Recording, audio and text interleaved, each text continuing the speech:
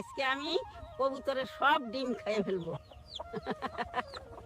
ওরে বাপরে, সব ডিম খেয়ে ফেললাম, তারপরেও আমার পেট ভরলো না। ক্ষুধার জ্বালায় তো পেটে ইঁদুর দৌড়াচ্ছে। এই কবুতর, আমার জন্য আরো বেশি করে ডিম নিয়ে আয়। যদি আনতে না পারিস তাহলে তোকে বাড়ি থেকে বের করে দেবো। এখন আমি দাদুর জন্য ডিম আনতে যাচ্ছি ডিমের রাজ্যে।